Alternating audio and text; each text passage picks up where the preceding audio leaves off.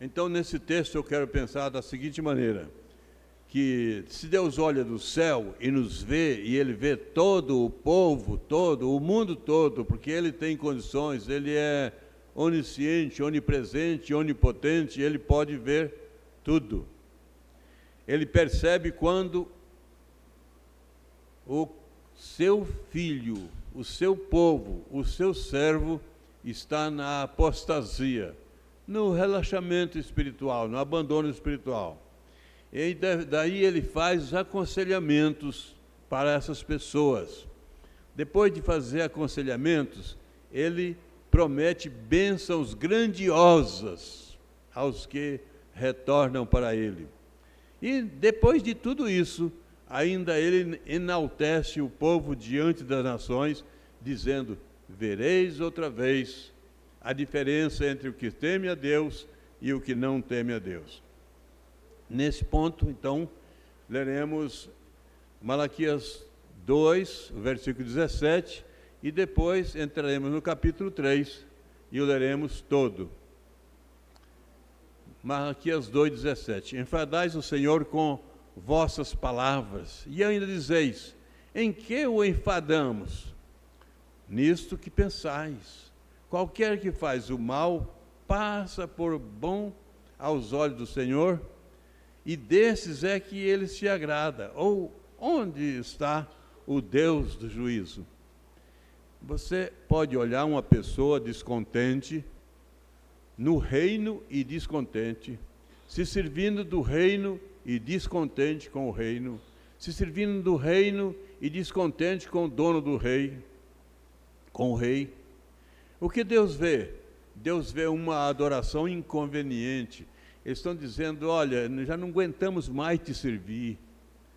Então aí tem pensamentos nocivos. O povo cínico está em adoração, mas diz que é uma adoração xoxa, sem sentido, sem valor. Estou lá porque estou lá. A adoração sem noção. E ainda criticando o Deus da glória. Quando eles dizem assim: qualquer que faz o mal lá fora, você não está nem aí, Deus. Você não está nem aí. Você está olhando eles com melhor misericórdia do que nós aqui que estamos te servindo. Você vê a que ponto chegou o povo de Deus nessa época. No reino, mas criticando a Deus. E dizendo: qualquer que faz o mal passa por bom aos teus olhos, e desses é que ele se agrada.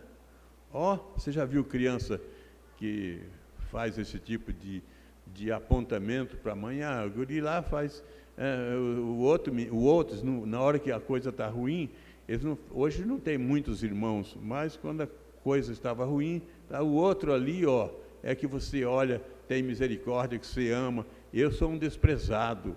Então, o povo de Deus está contando agora: olha, o povo de fora é que você está cuidando. Nós somos uns desprezados, criticando a Deus. Quando o indivíduo nesse ponto, ele já está bem com grande depressão diante dos serviços espirituais.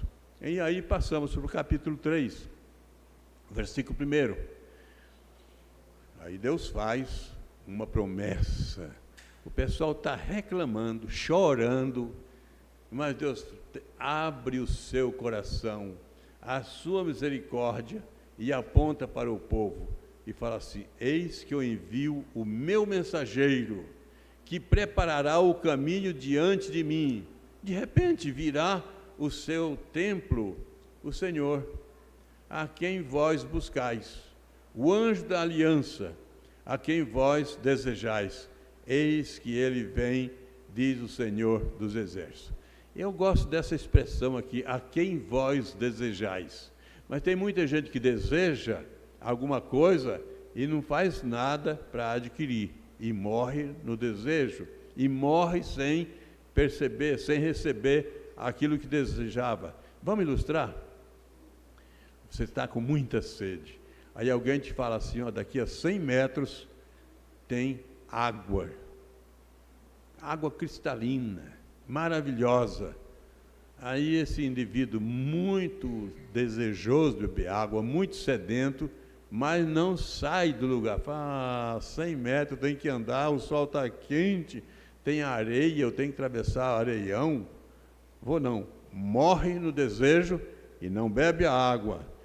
Jesus tem um céu especial preparado e muita gente sabe que tem, até aprecia o desejo, mas não faz nada para chegar no céu e morre no local que está, sem o privilégio de, depois da morte, chegar e ir para o céu de glória.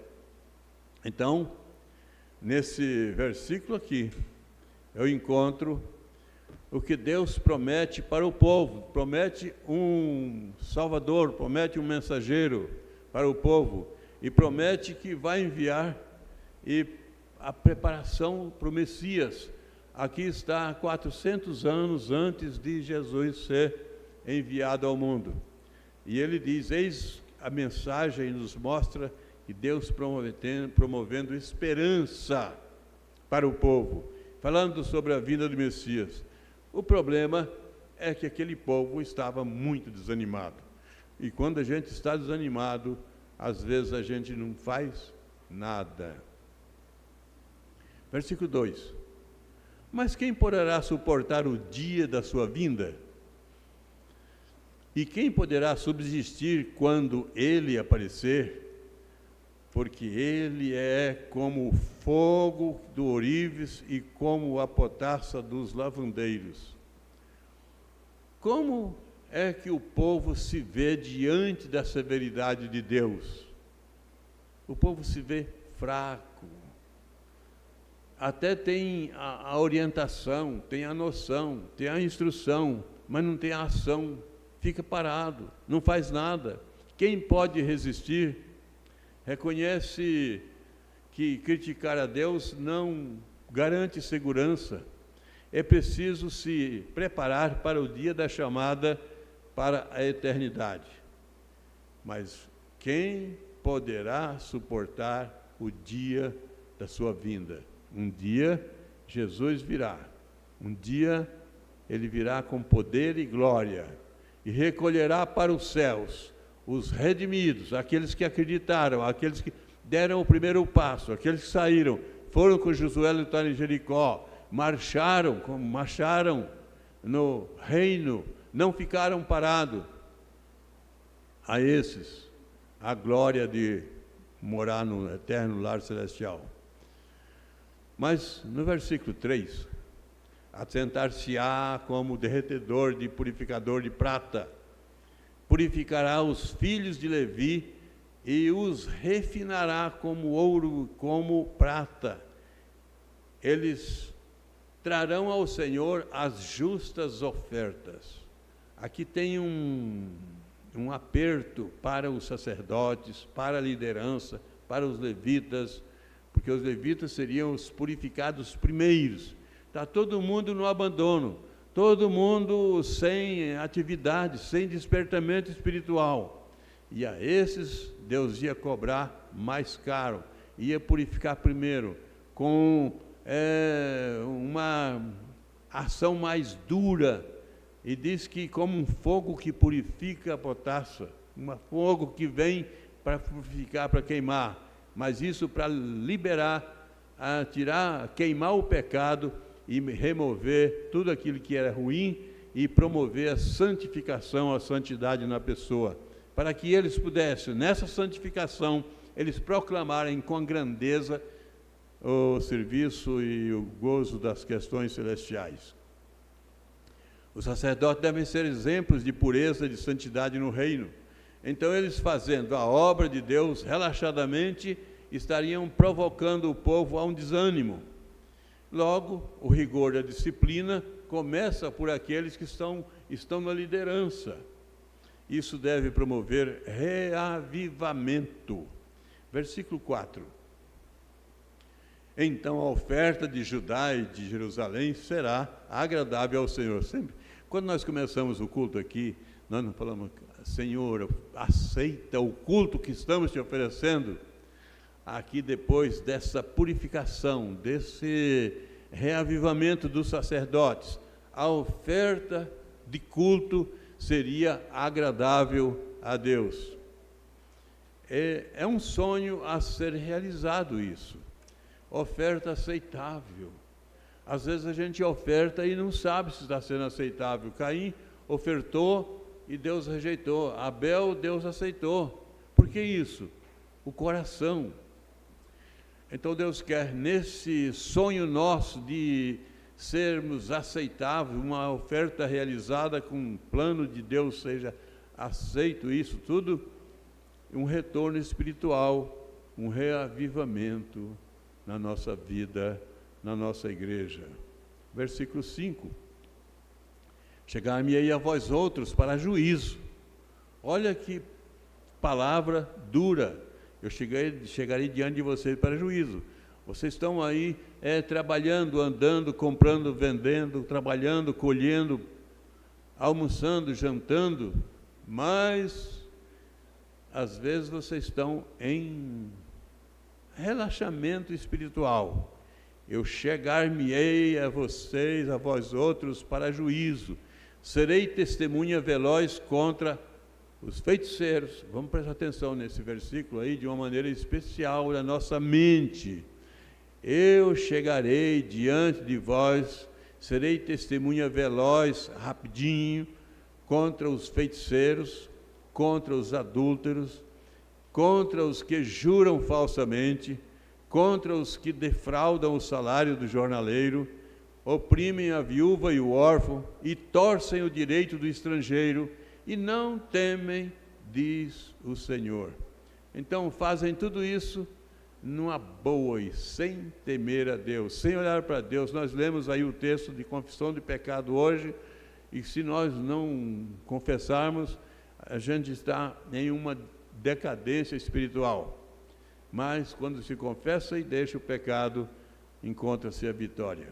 Nesse versículo 5, Deus se apresenta como juiz e testemunha, não apenas o juiz, mas ele é juiz e testemunha, porque ele está lá do alto, olhando e verificando aqui a nossa atividade, as nossas ações, aquilo que fazemos. Então, como juiz e testemunha significa juiz com equidade, não vai torcer a justiça. E testemunha porque viu, ele viu os fatos, viu os atos, viu a vida, viu o pecado, viu o momento da santificação.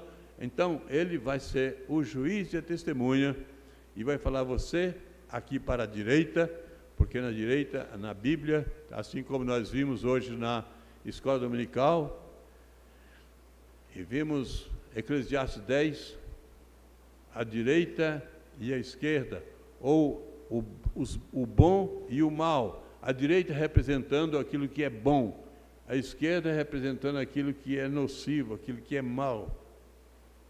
Então Deus olha aqui o povo dele aqui e vê se nós estamos de bem com ele ou estamos sem se importar com ele. E no juízo que ele vai fazer, ele vai falar assim: eu te conheci, eu te vi, você não tomou nenhuma posição para andar no meu caminho, portanto, para a esquerda. E agora os outros, eu tenho uma consideração por você, porque você atendeu o chamado, você trabalhou, então para a direita. Separa. Quem sofrerá a pena desse justo juiz, ainda no capítulo 5, no versículo 5, bem dizer: artes ocultas, feiticeiros, adúlteros não restaurados. Vamos pensar nisso aí, os adúlteros que não se restauraram, não se arrependeram. O fake news, hoje eu posso falar fake news, isso todo mundo entende. Se fosse algum tempo atrás, eu não ia falar, assim, as faltas de verdade, os mentirosos. Então, os mentirosos falsos espalham mentiras, defraudadores de salário, opressores dos menos favorecidos, como órfãos e viúvas, e os que não o temem. Esses aí, Deus diz, chegar-me-ei a vós outros para juízo. E no juízo de Deus, ele pode absolver ou condenar. Versículo 6. Porque eu, o Senhor, não mudo. Por isso, vós, ó filhos de Jacó, não sois consumidos. Então, Deus está olhando dos céus e vendo o povo fazendo coisas que não eram agradáveis, feitiçarias, adultérios e massacrando o órfão e a viúva. E Deus falou assim: vocês não são consumidos porque eu não mudo, a minha misericórdia continua, mas eu sou juiz. Então a expressão máxima da misericórdia divina, quando ele fala assim, eu não mudo, ele mantém a sua autoridade, mantém a sua dignidade, mantém a sua aliança com o povo e dá a oportunidade de arrependimento.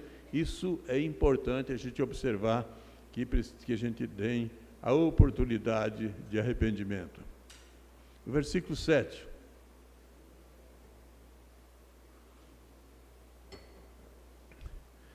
Desde os dias de vossos pais vos desviastes dos meus estatutos e não guardastes.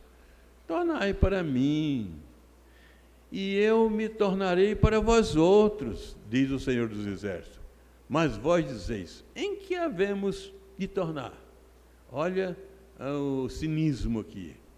Então eu quero olhar aqui 2 pontos nesse versículo 7 aqui.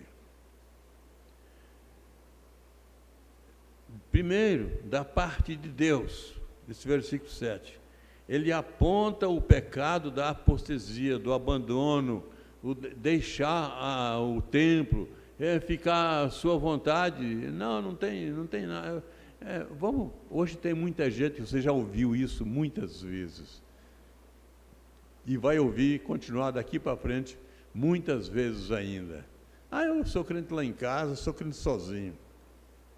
Aqui estava acontecendo isso. Não, eu sou crente sozinho. Não, eu sou crente. Não precisa de tudo isso, não. Basta que eu creia. Mas a demonstração de crer é crer e estar ativo na atividade. Crer e fazer. Crer e abençoar outras pessoas também com aquilo que você crê. Crer e demonstrar. Crer e proclamar. Aquele que crê e for batizado será salvo. Ou seja, crê e for batizado, o batismo é a demonstração pública de que você está falando para as pessoas o seu testemunho. Eu creio em Jesus Cristo como meu Salvador. Então não é apenas ficar, eu creio, Deus é bom, o bonachão, o amigão lá de cima, ele não vai me condenar. Não é bem assim. Ele está falando que ele é justo e ele é juiz.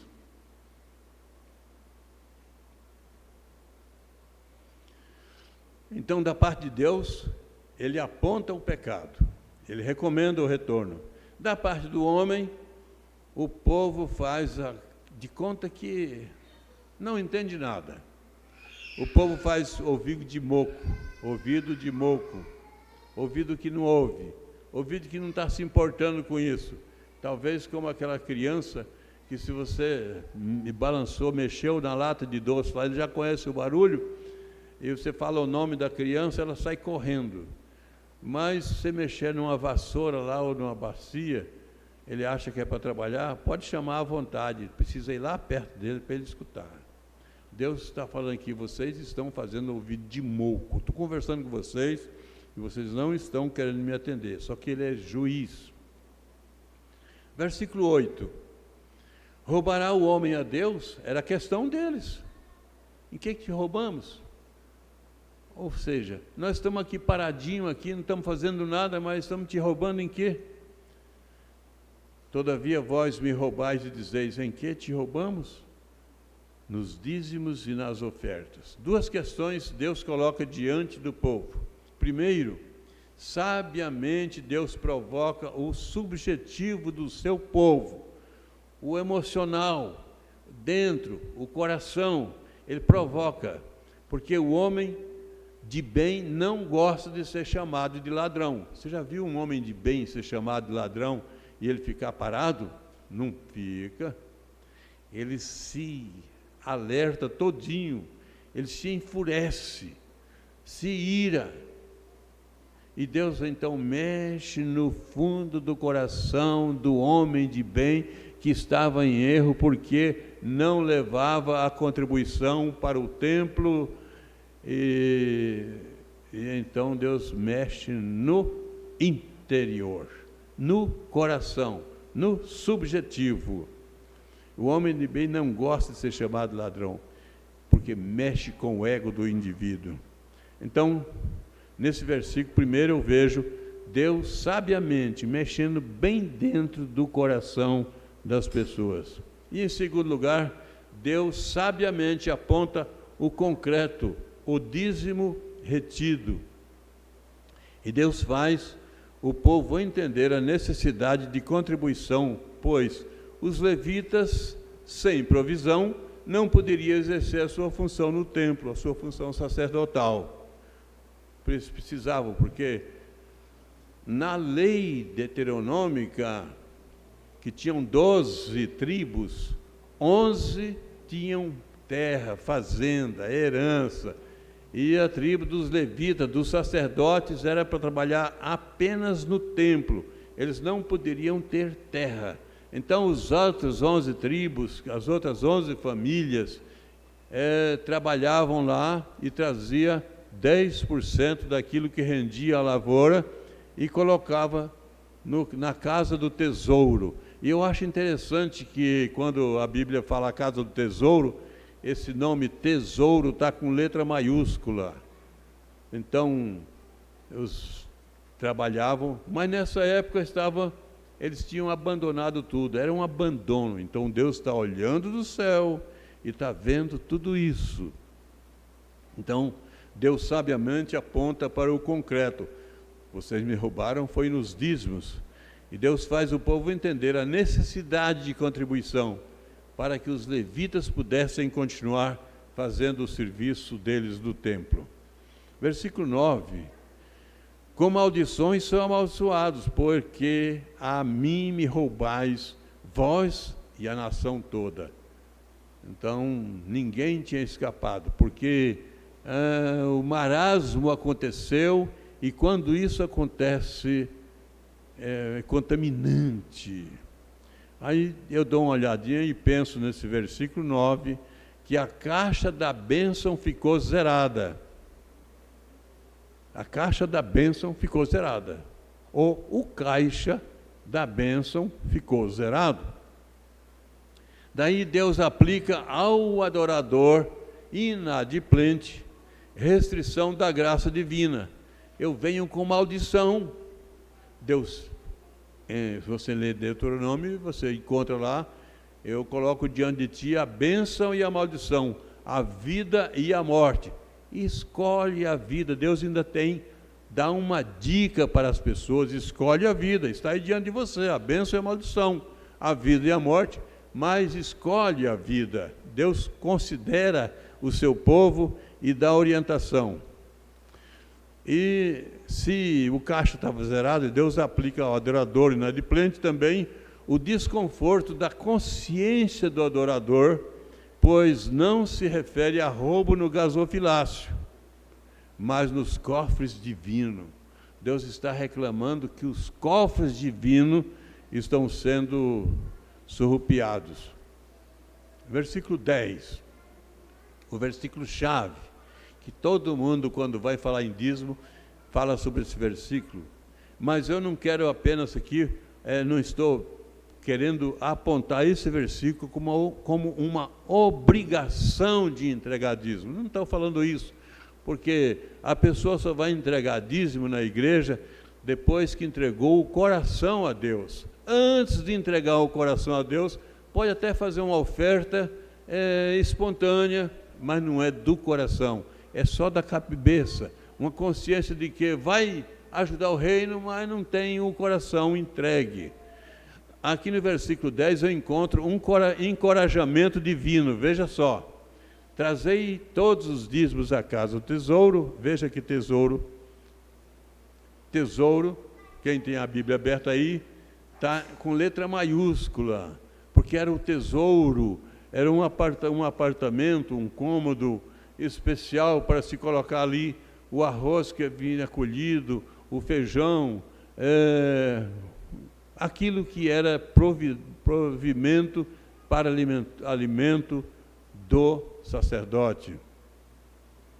Então, aqui nesse versículo 10, trazei todos os dízimos da casa do tesouro, para que haja mantimento na minha casa, e provai-me nisto, diz o Senhor dos Exércitos, se eu não vos abrir as janelas do céu e derramar sobre vós bênçãos sem medida. Ou seja, Deus está falando assim, quando você entrega o dízimo, essa porção que você entrega nunca vai te fazer falta, porque a outra vai ser suficiente bem para você manter a sua boa vida e a sua boa vivência. Certa pessoa comprava na farmácia todo mês um tanto. Todo mês. E um dia ela escutou uma mensagem que devia fazer a entrega do dízimo. Ela pegou, entregou o dízimo, converteu o coração dela para isso. E depois de algum tempo ela passou em frente à farmácia e falou, você passava aqui, comprava todo mês, você mudou de farmácia? Não, mas não fiquei mais doente. Veja, Deus está falando assim, eu abro as janelas do céu, eu abençoo, vou te abençoar, e a gente precisa crer. Não é uma entrega de dízimo por obrigatoriedade. Não, faça isso. Se você for obrigado a entregar dízimo, não faça. Mas se o seu coração liberou, você faz isso com alegria, com satisfação, entrega. Então Deus tem nesse versículo 10 aqui, o encorajamento divino. Retorno da contribuição, trazei os dízimos. Provimentos fartos para a casa de Deus, o templo. E promessa de muitas bênçãos, abrir as janelas do céu. Só esse texto fala em janelas do céu aberta para o povo. O dízimo não é apenas uma entrega de valores que o crente coloca no gasofilácio. O dízimo é uma expressão subjetiva, entranhada no coração do crente fiel. Quando o adorador entrega valores na igreja, é porque já entregou o coração a Deus.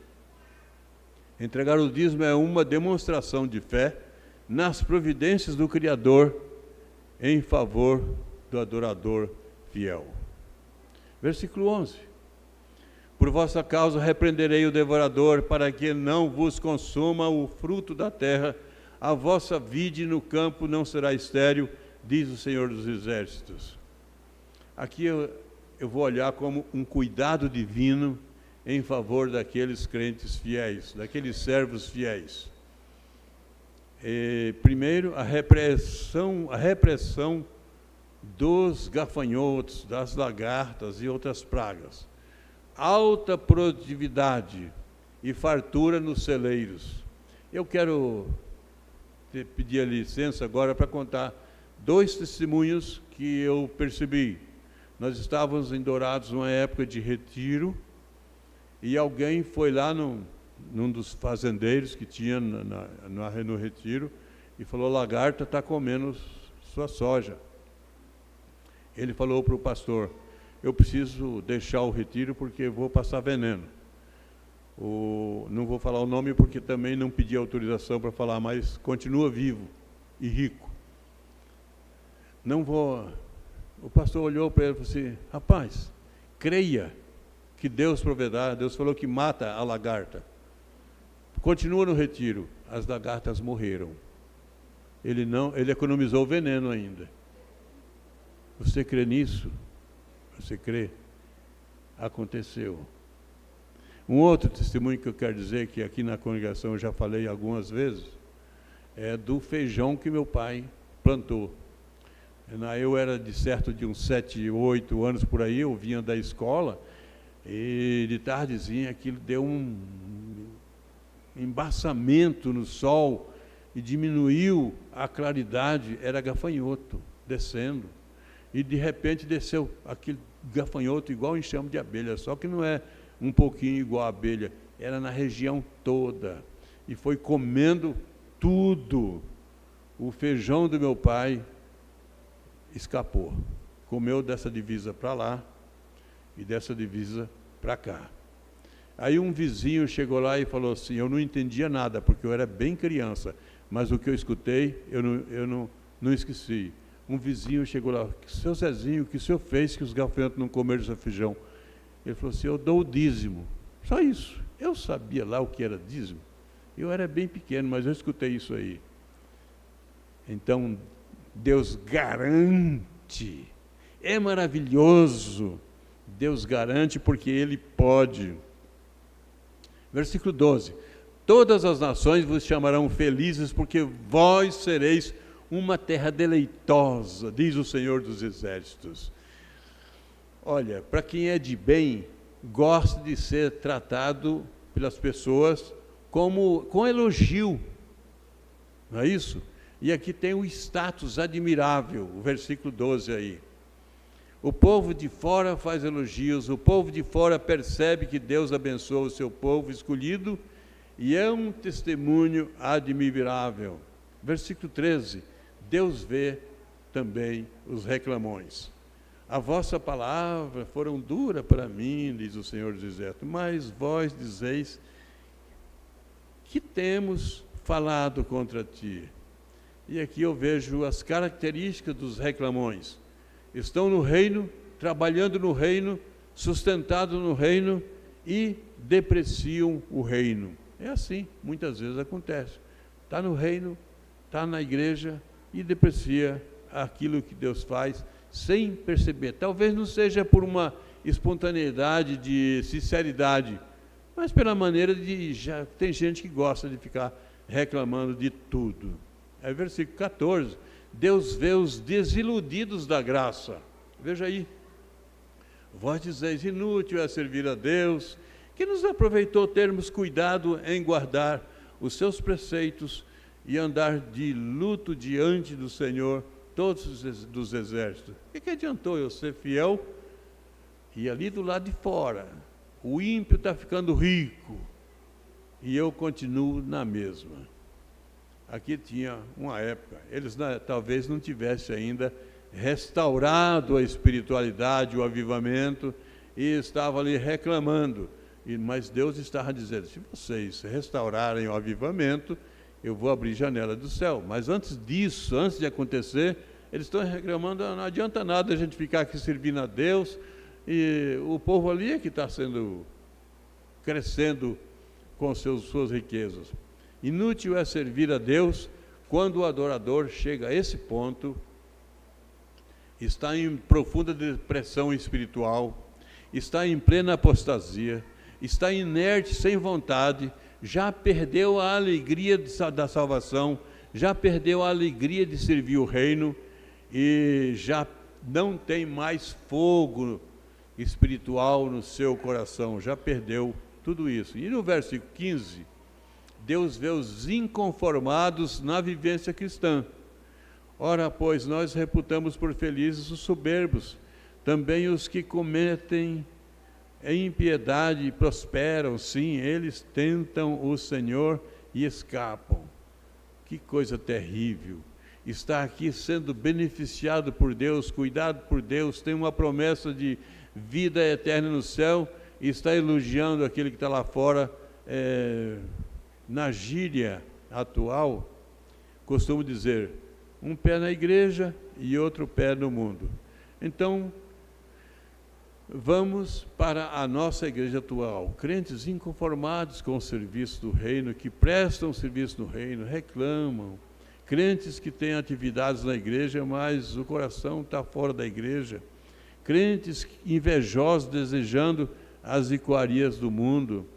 E do versículo 16 a 18, caminhando para as conclusões, Deus mostra as bênçãos que estão disponíveis para as pessoas. Deus vê os perseverantes no reino, aqueles que olham lá fora, está bom, mas eu dentro da igreja eu tenho uma promessa, a promessa de eterna. Lá fora vai ser temporal, aqui na igreja vai ser eterno.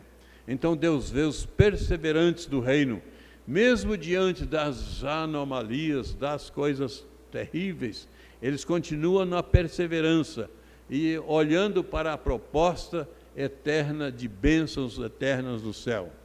E o versículo 16, então disse: então os que temiam o Senhor falavam uns aos outros. O Senhor atentava e ouvia, havia um memorial escrito diante dele para que os que temem o Senhor, para os que se lembram do seu nome. No grupo, um grupo muito grande tinha já praticado a apostasia, o abandono, mas tinha um grupo fiel. Não, mas nós temos uma promessa que Deus olha com favor para nós. Crentes que temem a Deus valorizam o seu lugar no reino, na igreja, na posição em que está servindo. Versículo 17. Eles serão para mim particular tesouro, naquele dia que preparei, diz o Senhor dos Exércitos. Poupá-los-ei, como um pai poupa o seu filho que o serve. Então, nesses versos aí, Deus fala sobre o dia da sua ira. Se a gente olhar o verso 1 lá que nós lemos, ou o verso 2, mas quem poderá suportar o dia da sua vinda? As pessoas não suportarão o dia da vinda do Senhor se não estiverem preparadas para esse dia. Quem ficar aí sentadinho, cuidando só apenas da sua vidinha, sem olhar para a sua alminha, não vai suportar aquele dia terrível da vinda do Senhor. É preciso dar um passo adiante, chegar diante de Cristo e falar assim: eu quero a sua vida, a sua presença no meu coração. E aí, agora nesse versículo, Deus fala no dia da glória. Se no começo do texto ele falou o dia do Senhor, o terrível dia, ele agora fala no dia da glória, mas esse dia da glória excelsa é para aqueles que estão servindo a Ele. Então agora Deus fala o dia da glória para os crentes fiéis, serão para mim, serão para Deus, particular tesouro. E aqui, se eu pudesse, eu ia dizer que tesouro nesse momento ia entrar com letra maiúscula também, porque um particular tesouro para a glória eterna, os crentes que servirem a Deus. E o versículo 18, então vereis outra vez a diferença entre o justo e o perverso, entre o que serve a Deus e o que não serve a Deus. Você, povo de Israel, tem alguns que já apostataram, já saíram, já abandonaram, mas vocês que se firmaram mesmo na época da provação, vocês vão ver a diferença entre aqueles que abandonaram e vocês. E aqui eu quero inverter a ordem do argumento, a desqualificação do perverso. O perverso sem alternativa, condenado, sem esperança, sem suporte para enfrentar o juízo punitivo, vê com tristeza a glória dos justos e é forçado a suportar eternamente as torturas aplicadas pelo diabo. E a supremacia do justo, a ideia é que o justo foi aprovado nas provações, alcançou a vitória, está apto para celebrar em glória o fim da jornada terrenal e assumir a sua posição na morada celestial, morada eterna, e desfrutar das bênçãos eternas prometidas por Deus aos crentes fiéis. Então Deus olha do céu e percebe a apostasia. Deus olha do céu e faz aconselhamento. Deus olha do céu e promete bênçãos. Deus olha do céu e enaltece o povo de Deus e fala assim: vocês verão a diferença entre o que serve a Deus e o que não serve a Deus. Então nós precisamos concluir voltando ao primeiro versículo do capítulo. Eis que eu envio o meu mensageiro. Deus estava prometendo para o povo sofrido ali que ia mandar o Salvador. E o povo precisava esperança de libertador, esperança do Salvador.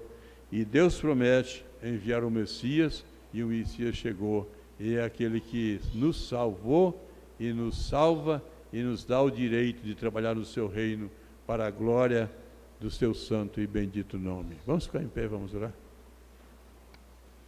Deus, Senhor e Pai, Deus eterno, grandioso, bondoso, Tu olhas para nós, exerce misericórdia, promete bênçãos especiais e nos dá as condições de sobrevivência gloriosa para alcançar o dia eterno sem medo, destemido, preparado, glorificando o Teu nome, exaltando o Teu nome, sabendo que a Tua bênção especial eterna se aproxima.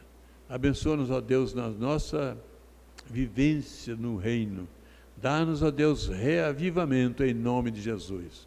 E que o Teu amor eterno, a graça maravilhosa do Senhor Jesus, que Tu mandaste e enviaste para nos salvar, e a comunhão e a consolação do Espírito Santo, esteja conosco, esteja convosco, esteja com todo o povo de Deus, hoje e todo sempre. Amém.